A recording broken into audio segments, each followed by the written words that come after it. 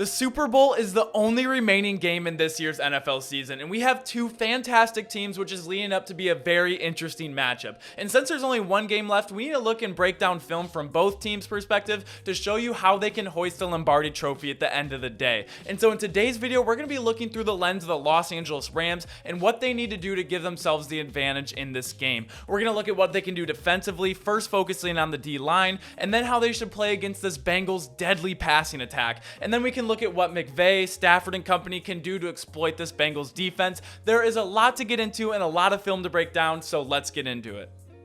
So the first thing I want to talk about is where I think the Rams have the biggest advantage in this entire game, and that is on the interior defensive line, because the Bengals ended up going with Jamar Chase with the 5th overall pick, and I wasn't too upset about this at all. You can go back to the preseason after they picked him, because where they're solid is at the tackle position. That's not bad. Where they're really lacking is their interior offensive linemen, and this almost cost them the entire game until Ryan Tannehill punted it away. But this is where almost all 9 of their sacks came from. So let's pretend right now this guy is Aaron Donald. They are never going to leave him one-on-one, but watch number 77, the right guard for the Bengals. Look how he absolutely gets manhandled. He is the biggest liability on this entire offensive line. This is what happens when you leave him one-on-one with somebody. Joe Burrow, if you ever want to look at what helpless quarterback looks like, he's looking off to the right and he just sees number 77, the number getting bigger and bigger and bigger, just gets shoved right into him and sacked very early on in the game. That is so demoralizing as a quarterback when you watch your guy just get shoved right back into you. And if that's Aaron Donald, that's going to be even worse. So they are going to have to double, even triple team Aaron Donald because of their weaknesses on the interior offensive line.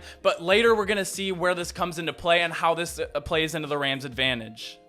And not only is it lack of physical ability, but there's also a major lack of communication on this. So on this play, this defensive end is going to drop back in coverage, and they're going to send these 3 guys and a blitzer off the edge. And everyone on the Bengals offensive line is sliding to the left. So whether 77 needs to pick this up because he's going to do an inside stunt to fill this gap where the outside blitzer is going to take the outside. But this is just a flat out miscommunication. And not only can you not have this, because this is the first drive of the game, and you cannot start out behind the stick. So number 77, number 75 are just looking at each other right now like, hey, did we mess up? Did I mess up or did you mess up? But not only is there one free rusher coming in, there's going to be a second free rusher coming in. So not only was there a lack of physical ability where they can't win the one-on-one matchups, but there's a lack of communication of two, which is going to be a massive problem because the Titans defensive line is very good, but I'm going to give the advantage to the Rams defensive line, and that's going to be a major problem. Now we're going to go into what happens when you do double or triple team people. So now we're going to see the problems when the Bengals do try to cover up their liabilities and their offensive interior linemen. So let's say this is Aaron Donald right now. This is probably going to be a very likely scheme that they're going to run to try and contain him because I don't even know if a double team is going to be enough. So we're going to have 66 and 77 double teaming right now. And then Joe Mixon is going to fake the play action and actually triple team it right here. So we're going to see how this plays out. But what happens when you triple team someone? That means there's going to be a ton of one-on-one matchups. So right now I can see 1, 2, 3 one-on-one matchups. Can you win them? And the thing is, what the Titans did a very, very good job on in this game is they fit their run scheme. So we have this defensive tackle. He's coming on the outside. So it looks like Joe Burrow might have an escape route up the middle, but the defensive end knows this. He's going to fill his run gap and fill it. So there is no escape for Joe Burrow. And the Bengals can't win their one-on-one matchups. Joe Burrow is going to get sacked again. And so that's going to be a huge problem if you're going to have to dedicate 2 to 3 people on the offensive line to protect Joe Burrow from Aaron Donald. You're going to get these one-on-one matchups, and the Titans proved that they can win the one-on-one matchups. And I would give the slight advantage to the Rams defensive line over the Titans, even though they are very good. So now we're going to start talking about what the Rams can do offensively, and I think they can take a lot what the Chiefs did on their opening drive against the Bengals. And the first thing I want to notice is they used all 53 1/3 yards. A football field is 53 1/3 yards wide, and they used all of it. Just like a good basketball team uses spacing when they have a center, they're able to use all of it. So we have a smash concept down here, and then we have Tyreek on this little stick route. We have a dig route, and then we have a clear route. And this is our read guy right here. So if he drops back to cover the dig, then we just hit Tyreek. And if you can guard the front 4 as easily as the Chiefs were on their opening drive, they were able to use spacing and imbalances in the defense. And so Mahomes is going to get this, and the read doesn't get any easier than this. He sees the guy drop back, so you're just going to dump it off to Tyreek in the middle of the field and pick up an easy 8 yards. So I think the Rams can really exploit using their spacing, especially in their 5 wide empty sets. And you want to do this because you don't want to play into the Bengals' strengths. Right now, they try and go tight. They try and run it right down their throats. This is the very next play. It's 2nd and 2, and you're playing right into the Bengals' strength. You compacted everything. You're not spacing them out. And on 2nd and 2, you get stuffed, bringing it on a 3rd and 1, which can be a 3 and out on your opening drive, which is exactly not what you want. They did end up picking up the 3rd down with a fullback dive, but it was very close. But then we're going to see how they can start creating imbalances in their offense when they want to do other things. And in the Chiefs' run games, what the Rams can absolutely run with their personnel schemes, they're going to motion into a 4-by-1. And what I mean by this is on the strong side of the field, they have 1, 2, 3, 4 eligible receivers, and on the weak side, they just have the 1 tight end. But now we have Eli Apple. He's following the tight end over here. So now this linebacker crept down. So now we've really simplified the running game. Now the center has a really easy, he's already leveraged to make this back block. We have the guard head up right here, and then we have this double team right here on this end, and then we're going to leave this guy wide open and the corner. So if we split the field in half, which is they're running the ball, they don't exactly have the numbers, but now they're going to pull a guard and pull a tackle, run to this side, and even though they don't have the numbers, they've now created the numbers with a corner. A pulling tackle is going to be taking this. And so by creating this unbalance on the strong side of the field, the Chiefs were able to run it to the weak side, have the pulling guard, have the pulling tackle, and pull out a run for 8 yards. So this is what I love seeing on the Chiefs on their opening drive. Very, very creative, spacing them out and creating imbalances in their offense. Now, this is the Chiefs using their spacing again, and even though they did get a conversion on this play, I really do kind of have a gripe. I don't love this concept. So they have Travis Kelce on the speed out, which they end up hitting. They have a flag right here. They do have a stick route right here, but then they have a flag right here, and then Jerick McKinnon is going to come in the flats. All 5 routes are attacking the outside of the field. So even though you are attacking the outside, there is nobody attacking the middle of the field. I always think if you have someone like Cooper Kupp or Odell Beckham Jr., you're going to be able to play them in the slot or on the outside. One of those guys should be attacking the middle of the field. So again, even though the Chiefs did pick up the conversion on this play and pick up the 1st down, I don't love the concept how all 5 routes are going to the outside.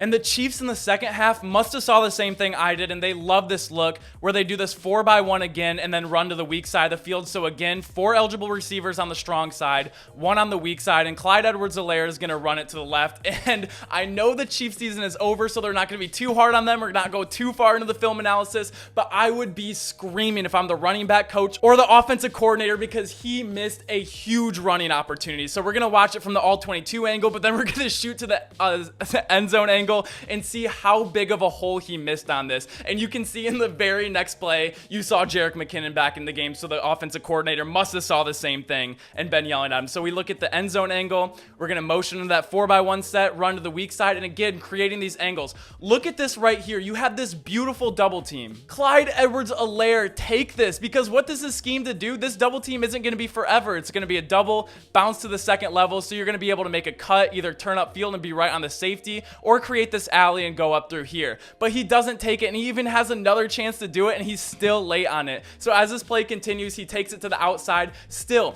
side shuffle, do whatever you have to do. The closest defender that can make a place on this is in Narnia. You can still literally take all your time, side shuffle, and get upfield. He still waits on it, so I really do love how the Chiefs found their imbalance in the offense, found the advantage, and even though this wasn't a very successful run play, if I'm the Rams, I'm taking notes on this to see the weaknesses and where we can find an advantage in the passing game and in the running game. And this is what the Rams have to be so careful about. So on this play, they send a blitz. They're going to send 5. It should be able to get through. And like we saw in the Titans, they had really good run fits. They were all in their gaps. But I want you to watch these 2 guys right here, because on this play, they're going to end up in the same gap. He's going to come inside. He's going to come inside as well. And they're going to be in the same gap. Look how well the coverage holds up on the back end. But even after the stunt, the nose tackle doesn't get around. You're going to leave this lane open. Joe Burrow can take off. He's not the fastest person in the world, but he can definitely kill you with his legs, because in the game, the biggest plays in the entire game were Joe Burrow picking up first downs with his legs and picking it up with extending the play. So again, we're going to see this. The coverage on the back end was so beautiful. And if the Rams want to pressure Joe Burrow, the Chiefs did a great job. The pressure was going to get there, but your run fits have to be sound, because you cannot allow alleyways for Joe Burrow to step up like this, especially if you don't have a QB spy on. So I'd be remiss if I talked about how to stop the Bengals and I didn't bring up Jamar Chase. And we're going to go to this Week 12 matchup against the Green Bay Packers with the Rams, how the Rams played Davante Adams. And unlike the Chiefs or unlike the Titans, they really didn't have that one lockdown corner, but the Rams do. They have Jalen Ramsey, so it seems like they should just shadow Jamar Chase wherever he goes. And I really don't think that's the best way to go about it. I really think they should take a page out of the Patriots playbook, how the Patriots played Tyreek Hill in the AFC Championship game, where they didn't have Stephon Gilmore just shadow him everywhere. They double teamed, they bracketed Tyreek Hill wherever he went, and then they had Stephon Gilmore one-on-one on an island with Byron Pringle. And for the Bengals, that's going to be T. Higgins or Tyler Boyd. And so I really don't like this. So right now, this is Davante Adams. We have Jalen Ramsey all the way up here. We're not going to really play this out because this is like kind of a weird setup. They're just going to be in a basic zone. But the next play I'm going to show you, the screenshot of it, is much more like I think they should play Jamar Chase. So this is Davante Adams, but let's say this is Jamar Chase right now. He is bracketed. He is double teamed. They're going to play super aggressive up tight just because you have the help on the inside. You're going to have help over the top with the safety. And now we have Jalen Ramsey up here on their next best receiver on an island. So they're going to be playing the whole completely different zone coverage or man coverage, 2-man, but this is going to be a complete island, but they're going to bracket Davante, and that's exactly what I think the Rams should do. And the very last play we're going to cover in this film analysis is the last thing I think that Bengals fans would throw at me. And after this video, I'm going to talk about how the Bengals can beat the Rams. So we're going to be playing devil's advocate here, but just focusing on the Rams. What they could say is Joe Mixon is so good out of the backfield that they can just exploit that. But right here, this is Troy Reeder, and Aaron Rodgers tried this. This is A.J. Dillon. He's going to swing it out to him. Troy Reeder is going to take his read step, be the hook to curl, and then come down to the flats hard and stop A.J. Dillon for no gain. So even if they are getting a ton of pressure with their front four and getting out of them fast, and you don't use Joe Mixon in the passing game, you can just flip it out. But Troy Reeder has excellent speed. He's great sideline to sideline, and he's going to stop A.J. Dillon here for no game. So I think the Rams defensively are really going to key in on the interior defensive line, try and confuse them because their communication obviously isn't that good, and they're going to have to send 2-3 people, and then they're just going to be able to win their one-on-one matchups on the outside, especially when you have players like Von Miller coming after Joe Burrow. And the last two plays we're going to look at from the Titans defensive line is just schematically so beautiful. So they're going to drop this defensive end in coverage. The Bengals have a slide off to the right. All three of these guys are going to attack to the right. And then we have number 41. He's going to be blitzing on the inside. And so when everyone's sliding to the right, that's going to leave this linebacker and Joe Mixon one-on-one advantage Titans. So as this play goes on, the right defensive end is going to bail out. It's going to be one-on-one Joe Mixon and the linebacker. And that's just going to be, schematically, that's just so beautiful. And we're going to see one more that's even better. And because the Bengals love to run empty set and just space out the field like I'm going to go over later, the Titans gave a perfect blueprint on how to attack this. So on this play, the Bengals are an empty set, and the Titans are in this double mug or double eagle look where they have two players in the A gap. It looks like they're sending all six, but the Titans schematically beautifully freed up an edge rusher. So watch number 29 on this play, because he's going to go away like he's going to attack, draws the center attention, so he draws his block, and then he's going to bail out because Joe Burrow knows he's going to have to get rid of the ball so fast, because right now, just how the numbers look, there is going to be a free rusher if all six of them come, so he's going to have to get rid of the ball quick. But number 29 is going to drop back in coverage, kind of be this robber. If they're going to run a quick slant right here, he's going to take that away. And so not only do the Titans get away with only rushing 5, they still get a free rusher off the edge because number 29 took the block from the center. They had to slide to protect it, so they're all manned up. But now the center's just stuck with no one to block. He feels helpless. Number 58's coming on the outside, and Joe Burrow just has nowhere to go. And he's going to get sacked, one of the many from this game. So at the end of the day, these are the things that I think the Rams need to do to win their first Super Bowl since 2000. And if you're a Rams fan, you should be very aware of this, but you should also equally be aware of what the other team is going to try and do. So be on the lookout for tomorrow's video to see what I think the Bengals need to do to win it all. But let me know what you guys think. What do you guys think the Rams should do? If you like videos like these, make sure to leave a like and make sure to comment down below what you think, who you think is going to win, and the final score prediction. And if you enjoy content like this, I would really appreciate it if you guys subscribe. It helps out the channel a ton. I thank you guys so much for checking out the channel. I really do appreciate it, and I will see you all tomorrow. Peace.